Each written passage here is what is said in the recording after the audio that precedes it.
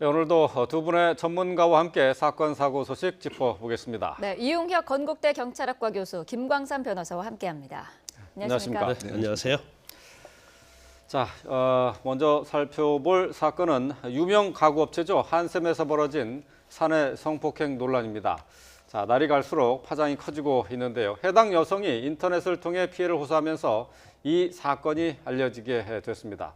자, 지난 주말을 거치면서 상당히 더 논란이 더 거세졌는데요. 네. 자, 먼저 그 사건의 자초 지정을 좀 다시 한번 짚어보죠. 네, 그 짤막하게 그 말씀을 드리면 그 신입 여사원입니다. 그 한샘의 교육을 받으러 이제 간 것이죠. 예. 그런데 그 3명에 의해서 결국은 성폭행 또는 성추행을 당한 것이었다 논란이 있습니다. 네. 먼저 같은 교육 그 동기생으로부터 용변을 보는 과정을 그 몰래 카메라로 그 촬영을 당했던 것이죠. 예. 그리고 나서 약 한 달 후에는 이 교육 담당을 했던 한샘 직원으로부터 역시 성폭행을 강제로 당했다라고 하는 논란이 불거지고 있는 상태고요. 네. 그다음에 그 2달 이후에는 그 임사팀장으로부터 2가지 사항의 그 얘기를 듣습니다. 이 성폭행 사건을 사실상 없던 것으로 하는 것이 좋지 않겠느냐. 그래서 여러 가지 진술서를 내가 2가지 시나리오를 만들어줄 테니까 작성을 하라.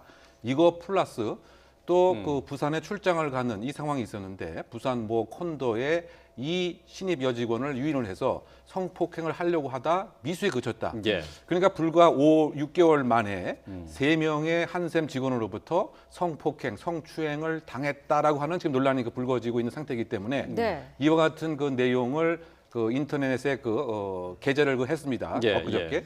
그래서 이것에 있어서 재수사를 촉구하는 내용이 지금 변호사를 선임하는 과정에서 알려지게 됐고 네. 결국 그 한샘이라고 하는 그 가구 업체가 여성들이 많이 사용하는 가구죠. 주방에서부터 여러 각종 가구이다 보니까 네. 그러다 보니까 그 사장, 회장을 포함해서 어쨌든 이와 같은 그 불미스러운 일이 그 회사 한샘이라고 하는 공간에서 이루어진 것에 대해서는 상당히 사과스럽다. 예. 네. 그래서 전수 조사를 포함한 필요한 경우 공적 기관에 의한 적극적인 수사를 받겠다. 이런 그 입장인데 엊그저께는 어쨌든 간에 홈쇼핑 등에서 한샘과 관련된 방송을 안 한 경우도 있었고요. 아예 예정돼 있던 방송을 취소를 했군요. 네, 취소한 예. 경우도 있었고 앞으로도 상당히 고민스러운 이런 업체들이 많이 있고 실제로 그 매출액이 10% 이상 어저께 떨어졌다. 아. 그래서 네. 일부에서는 그 불매 운동을 본격적으로 벌여야 된다. 이런 그 소비자의 운동도 벌어지고 있는 상태입니다. 예. 네. 예.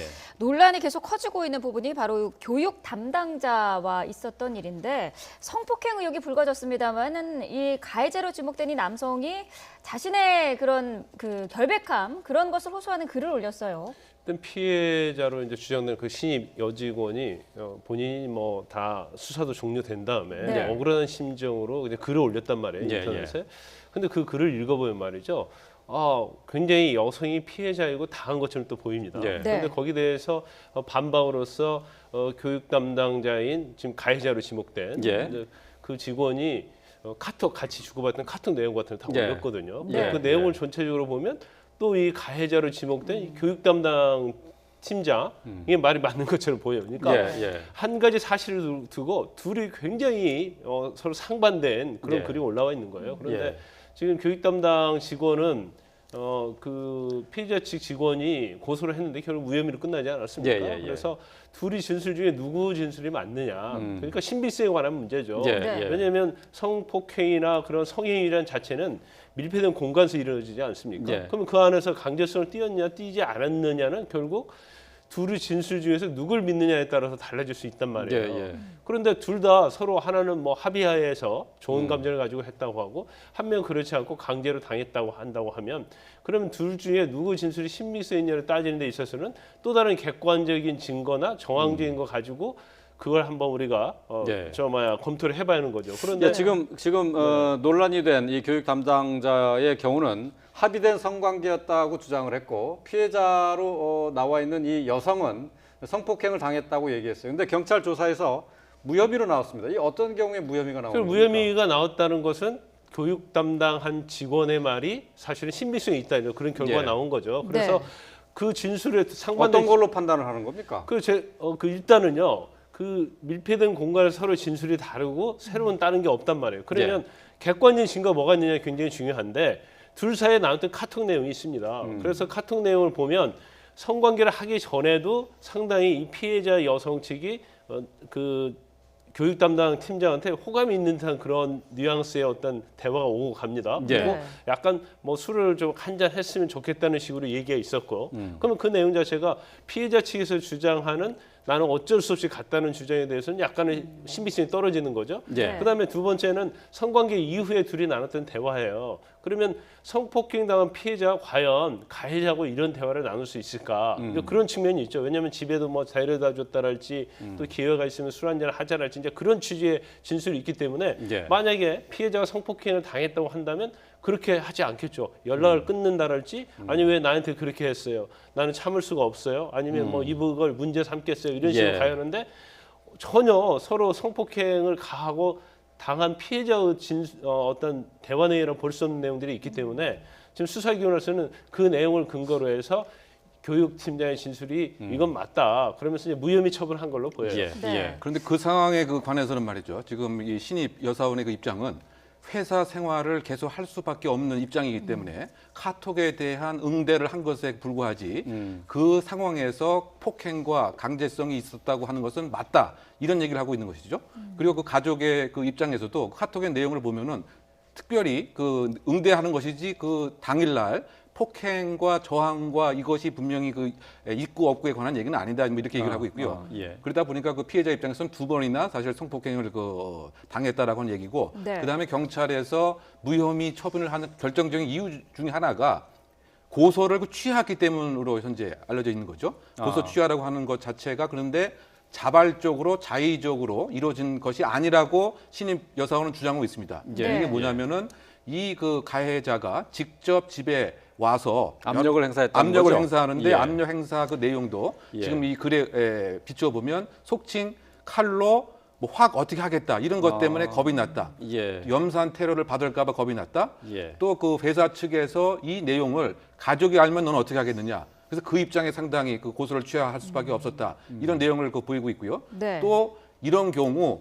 너 나중에 무고죄로 처벌받을 수 있다. 뭐 이런 그 인사팀장 얘기를 했다고 한다면 자유로운 의사에 근거해서 고소장이 제출된 것은 아니다. 이런 입장을 이제 그 신입사원이 얘기를 하고 있는 것 같고요. 네. 어쨌든 지금 그 성관계 가진 것은 이제 분명하고 바로 며칠 안에 신고를 그 했단 말이죠.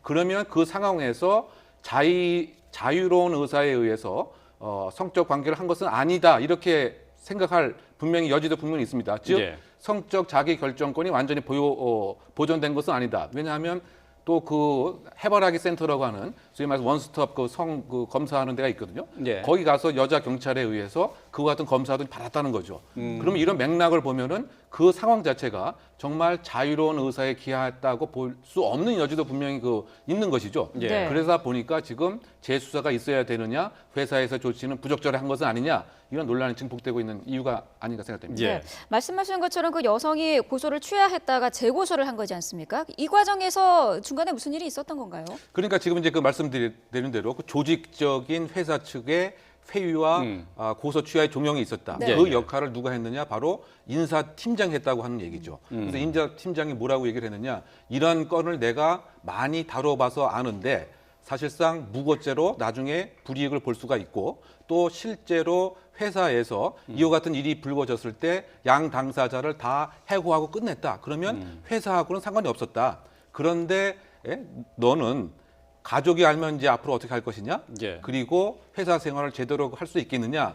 이런 식의 상당한 그 압박적인 그 얘기를 했을 뿐만이 아니고 이 그 가해자 스스로도 예. 집에 수십 차례 이제 찾아가고 만나자고 문자를 이제 하고 또 합의에 관한 얘기도 계속 했다는 거죠. 예, 예. 그런데 이제 이 피해자 자체는 그 사회생활을 계속 하기 때문에 무슨 합의금이라든가 이런 건 예. 전혀 이제 그 관심이 그 없었다. 예. 그러니까 결국 요약을 하게 되면은 개인적으로 취소를 계속 종용하는 것 플러스 회사 차원에서도 상당한 압력이 있었다라고 하는 것. 이것 때문에 이제 고소 취하를 한 것으로 예. 신입사원은 현재 주장하고 있는 상황입니다. 자, 이 여성은 이제 무혐의로 이제 결론이 난 이 사건에 대해서 재고소를 지금 검토하고 있는 것으로 그렇게 지금 알려졌는데요. 말씀하신 것처럼 이게 지금 무혐의가 난 결정적인 배경이 이제 고소를 취한 것이었다고 하는 경우에 말씀처럼 회사나 또 이 가해자의 그 압박이 있어서 고소를 취하했다 다시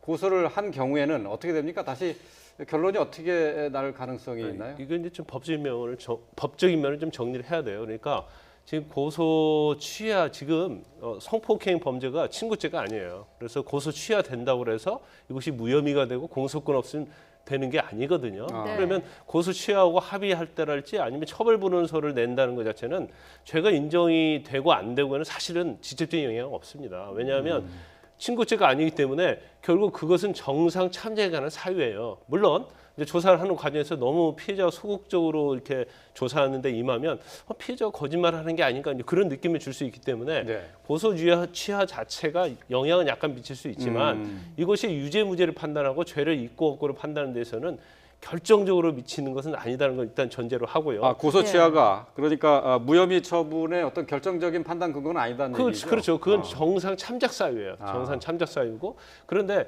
아마 고소 취하를 하는 데 있어서 또는 처벌 불원서를 내는 데 있어서 아마 주위에서 압박은 많이 있었을 겁니다. 예, 왜냐하면 회사 입장에서는 어떻게 해서든지 이것을 좀 무마하고 싶고 조용히 끝내고 싶어 할 거 아니에요. 그리고 지금 한샘이 여성 친화적 기업으로 나겠다고 하면서 여러 가지 많은 뭐 제도를 도입하고 특히 뭐 어린이집도 운영하면서 그 여자들에 대해서는 뭐 여자 직원에 대해서는 뭐 저녁에도 뭐 심야 근무 안 시키고 이제 그런 것을 했기 때문에 만약 이런 일이 나면 굉장히 한샘에 치명적이 될 수 있는 거죠. 그래서 네. 압박은 가했을 가능성이 크다고 봅니다. 예. 그래서 취하했을 가능성도 상당히 있다고 보고 그다음에 이제 만약에 지금 이게 다시 재점화가 됐어요. 재고소를 할 경우에 그렇죠. 어떻게 될까요? 재고소를 예. 만약 하게 되면 예. 재고소에서 하고 다시 수사를 하고 이게 바뀌시려면 새로운 결정적인 증거가 있어야 돼요.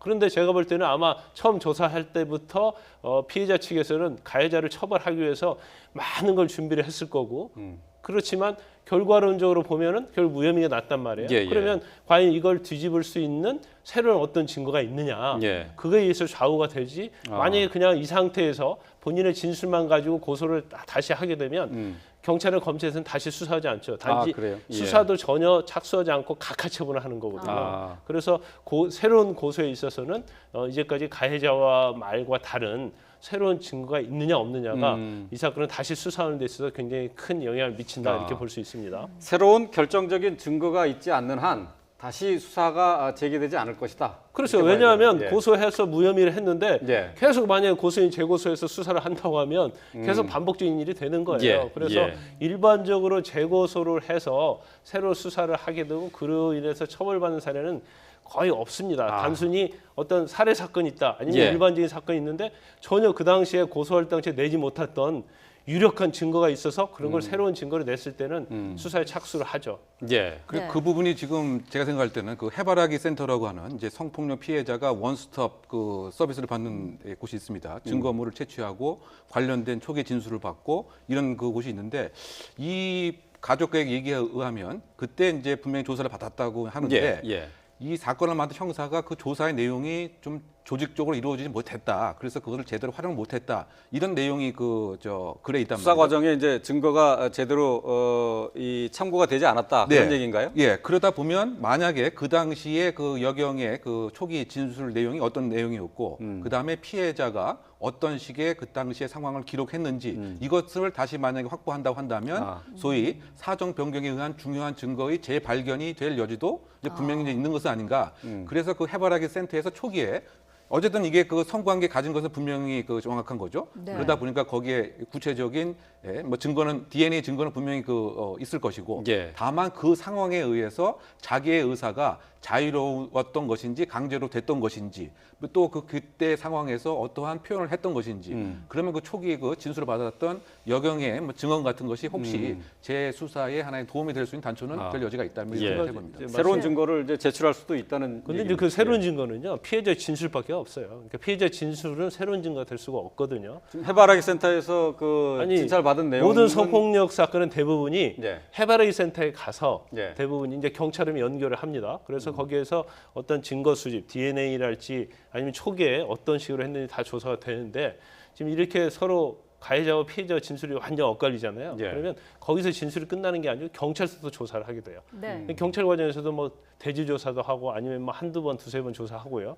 또 검찰에 송치되면 성폭력 사건은 그냥 무혐의로 이렇게 결정을 내리려면 굉장히 부담이 있습니다. 왜냐하면 피해자가 있기 때문에. 예. 그러면 또 검찰에서도 굉장히 상세히 조사를 해요. 그렇기 때문에 피해자 진술은 여러 단계에 걸쳐서 첫 번째 진술을 못했다 하더라도 계속 본인의 주장을 할 수 있는 그런 기회가 많이 주어지거든요. 그래서 일반적으로 새로운 증거라는 것은 이제 피해자 진술 이외에, 왜냐하면 예. 피해자 진술 자체를 보면 명백히 이게 간간이 되지 않습니까? 그렇지만 그렇죠. 예. 그 진술이 일단 수사기관에서 안 받아들이기 때문에 본인의 진술 이외에 나의 진술을 뒷받침할 수 있는 결정적인 증거가 있지 않는 이상은 대부분이 수사를 재착수하지 않는 경우가 있다. 이렇게 그런데 말씀드릴 수 근데 있습니다. 앞선 수사에서 그러니까 그게 그 경찰이나 검찰 수사에서 해바라기 센터에서 진찰받은 내용도 충분히 검토가 됐다. 뭐 이런 그렇죠. 말씀이세요? 해바라기 센터에서 진술을 예. 안 한 내용이 있다 하더라도 아니면 모순된 진술이 있다 하더라도 또 경찰 단계에서 또 검찰 단계에서 그 부분이 잘못됐다랄지 아니면 새로운 증거를 계속 얘기를 진술을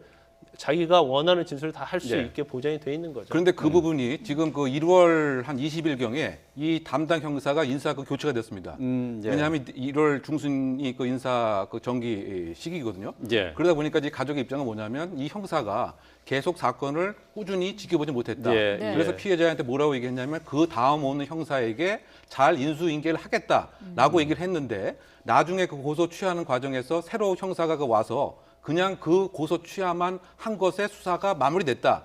이렇게 얘기하는 것으로 봐서는 제가 그 생각할 때는 그 해바라기 센터에 있어서의 그 조사 자체가 그 후임 형사가 제대로 보거나 그것을 많이 참고하지 못했다라고 하는 이 분명히 그 사각지대도 있었을 예. 가능성. 그래서 저는 어쨌든 간에 이것을 좀 명명백백하게 하기 위해서는 해바라기 센터에서 그 여경이 무슨 얘기를 들었는지 그리고 그 당시 네. 입장이 무엇이었는지 뭐 이것도 다 한번 재검토할 필요도 있지 않나 이런 예. 생각이 듭니다. 네. 수사 과정 복잡한 내용들이 상당히 많이 있네요.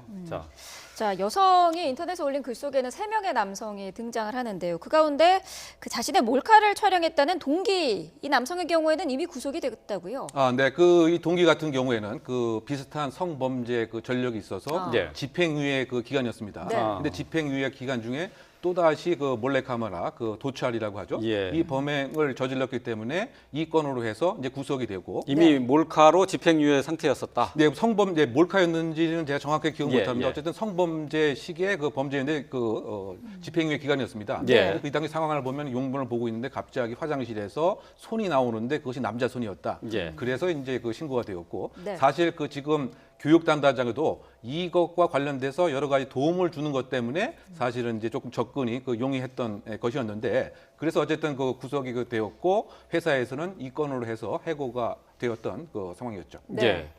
자, 화장실 몰카를 찍었던 사람은 말씀하신 것처럼 이제 구속이 된 상태인데요. 또 세 번째 등장하는 남성이 있습니다. 인사팀장 같은 경우 지금 해고가 됐죠. 네, 해고됐습니다. 그런데 이 이제 회사 차원의 문제가 있지만요. 예. 직원들이 굉장히 문제가 있었던 것 같아요. 음. 처음에 몰카 때문에 문제가 됐잖아요. 예. 그러면 직원들이 다 그 내용을 알고 있기 때문에 다 각성을 하고 어떻게 하면 이 피해자 여성을 보호할 것인지로 이렇게 집중을 좀 해야 하는데 두 번째 교육팀장은 뭐 아무튼 뭐 합의에 의한 성관계가 됐든 어쨌든 간에 이런 분란이 일어나는 것 자체는 교육팀장으로서는 적절하지 않은 것이죠. 그렇죠. 예.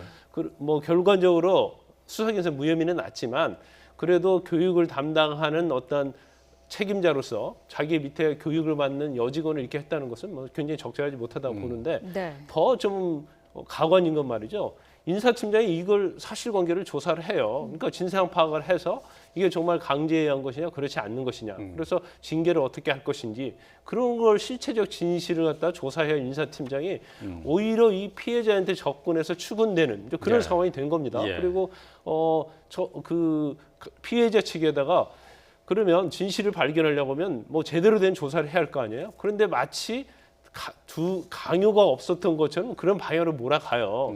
그리고 약간의 강요가 있다 하더라도 뭐 합의랄지 처벌 불응을 하도록 하는 그런 압박을 좀 가하게 되니까 그 부분도 부적절한데 예. 또 이게 아까 말씀하신 것처럼 또 부산 출장을 있다고 한단 말이에요. 근데 그 부산 출장은 제가 볼 때는 거짓으로 보입니다. 그래서 계속적으로 콘도를 잡아서 뭐 방을 2개 잡으라 그러니까 2개의 콘도를 잡으라고 했는데 착오로 해서 1개의 콘도에서 방 2개짜리 잡았다. 그는 마치 같이 있자고 하는 형식으로 뭐 성희롱을 하려고 하는 그런 예, 것이 있고 예. 피해자 측에서는 뭐 성희롱을 넘어서 자기한테 성폭행을 하려고 했다 이렇게 주장을 예, 하고 있는 예. 거거든요. 그런데 이런 여러 가지 상황으로 보면 회사 내에 직원들에서 굉장히 문제가 있는 것으로 보입니다. 그걸 물론 한샘 자체에서 책임을 져야겠지만 그런 인사팀장의 이런 행위 자체는 아마 회사에서는 그 단순 해고를 하고 이게 법적으로 뭐 고소가 됐는지는 모르겠어요. 그런데 예. 만약에 부산에 가서 이 피해자 측을 성폭행하려고 했다고 한다면 이건 성범죄가 될 수 있는 거죠. 예. 네. 자, 해고된 인사팀장은 사실은 성폭행과 관련한 일 때문에 해고가 된 게 아니고 회사와 관련된 다른 비리가 있어서 그걸로 해고가 된 것으로 그렇게 알려져 있습니다. 네. 자, 이렇게 논란이 계속해서 커지면서 어쨌든 한샘에는 최양하 회장까지 사과를 하면서 사퇴 수배에 나섰는데요. 관 기자의 이야기 들어보겠습니다. 앞으로 이런 일 다시는 재발하지 않도록 근본적인 원인을 규명하고 회사가 할 수 있는 모든 장치를 지금 마련할 계획입니다. 네. 자, 한샘에는 지금 그 소비자들의 불매 운동까지 지금 나오고 있는데 이 피해 여성 측의 주장에 따르면은 이 문제를 다루는 과정에서 회사 측의 그 회유 문제도 있었고요. 그리고 짚어봤더니 이 문제를 해결하는 과정에서 회사가 이 세 사람에 대한 징계 이 부분도 들쑥날쑥 계속 바뀌었던 것 같아요. 예, 특히 문제가 되는 것은 이 지금 피해 여성이 왜 징계를 받아야 되느냐 이 부분이 상당히 의아스러운 상황이죠. 네. 이거 피해 여성도 징계를 받았죠. 징계를 이제 예, 받았습니다. 예. 그것도 이제 처음에 6개월 이제 그 감봉, 그다음에 이제 이것이 뭐 무효가 되고 네. 그다음에 휴직이 되긴 했는데 어쨌든 간에 이 분위기를 보면 왜 이러한 문제를 야기시켰느냐 그래서 함께 불이익을 받아야 된다라고 하는 이 문화가 한샘에 상당 기간 자리 잡고 있었기 때문에 이것이 가능한 것이 아닌가 생각되는 것이죠. 네. 그리고 인사팀장의 실질적인 그 말도 실제로 이 두 남녀가 해고된 적도 있었다. 근데 결국은 실체 진실을 밝히기보다는 문제가 생기게 되면 가해자 피해자 가릴 것 없이 무조건 이제 징계를 주거나 해고를 이제 주게 되는 네. 그런 이와 같은 상태에서 이제 그 여성의 입장에서는 이와 같은 진실을 누구한테 얘기할 수 있겠느냐. 그 얘기는 결국 뭐냐면 침묵의 코드가 깔려 있었고 우리가 모르는 사실상 이와 비슷한 것이 지금까지 있었을 가능성이 상당 부분 있다라고 하는 근거가 되겠죠. 네. 그래서인지 모르겠다만 최 회장이 이와 유사한 사항에 있어서의 전수 조사를 할 생각이다. 예. 뭐 이런 얘기도 밝힌 것 같습니다. 네. 그리고 어쨌든 간에 지금 그 모습으로 본다면 그 실제로 성폭행을 한 사람이 여전히 그 현재 근무를 하고 있었다고 하는 점 그리고 즉각적인 그 분리보다는 상당히 옥신각신하는 이와 같은 그 상황이 있었다고 하는 것 자체가 이 회사 자체가 여성의 성폭행이라든가 성추행이라든가 하는 것을 중요하게 생각하기보다는 가볍게 생각하면서 무마를 하려고 하는 이런 그 문화가 터잡고 있었다. 그래서 예. 인사팀장의 유능한 인사팀장은 이런 것을 회유하는 인사팀장으로 사실 이렇게 내부에서 평가가 되지 않았을까 예. 뭐 이런 생각을 해봅니다. 예. 네. 자, 지난해 12월부터 4월까지 5달 동안입니다. 한 여성에게서 이렇게 성폭행과 성추행의 사건이 연달아서 3건이 일어나는데 근데도 지금 다시 또 이렇게 논란이 불거진 것은 분명히 그 처리 과정에 회사 측이나 뭐 가해자나 피해자나 모두 또 경찰 수사나 검찰 수사도 역시 여러 가지 문제를 남겼기 때문이겠죠. 일단 제일 중요한 부분은 이제 회사의 어떤 구조적인 문제가 있다고 봐요. 왜냐하면 첫 번째는 이제 성범죄와 관련해서 이제 기업들에게 다 성범죄 예방 교육을 하도록 되어 있거든요. 그래서 그런 부분들이 과연 철저하게 이루어졌는가 그게 굉장히 중요하다 봐요. 특히 예. 신입사원이 같은 동기인데 화장실에 카메라를 들고 가서 휴대폰 카메라죠. 예, 들고 예. 가서 막 용변을 보는 피해자 측을 촬영했다는 것 자체는 이런 것들이 잘 이루어지지 않고 있었다는 걸 좀 하는 것 같고요. 예. 네. 그다음에 그 대응 방법에 관련해서 굉장히 네. 한샘이 잘못된 대응 방법이 있는 것 같아요. 예, 예. 그 첫 번째는 어떤 이러한 사건이 터지고 나면 회사 자체 내에서 어떻게 매뉴얼이 있어야 하는 거거든요. 예, 예. 그런데 매뉴얼이 아니고 인사팀장이 혼자 피해자를 계속 독대를 합니다. 독대를 하면서 개인적인 어떤 감정이 들어가 있는 거고 예. 개인적인 편견이 들어가 있는 거예요. 그러면 적어도 이런 어떤 성폭력과 관련된 것이 있었을 때는 성폭력위원회 정도로 구성을 해야죠. 예, 왜냐하면 예. 사람마다 다 객관적 가치가 다를 수 있어요. 네. 그러면 여러 명이 그걸 한번 다른 시각에서 보면서 객관적인 기준을 설정하고 객관적 결정을 내야 함에도 불구하고 이걸 개인이 독단적으로 이 피해자 여성을 만났다는 것 자체가 문제가 있는 거고 가장 중요한 부분은 이러한 사건이 발생하면 말이죠. 재빨리 격리를 시켜야 합니다.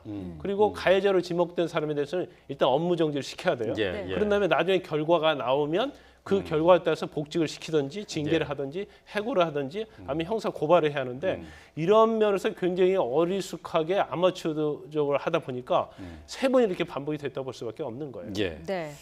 자, 회사에서는 무조건 이런 사건이 일어나면은 가해자, 피해자는 격리를 시켜서 그다음에 나중에 합의 처리를 하든 뭘 징계를 내리든 해야 된다 그런 얘기가 되겠네요. 네.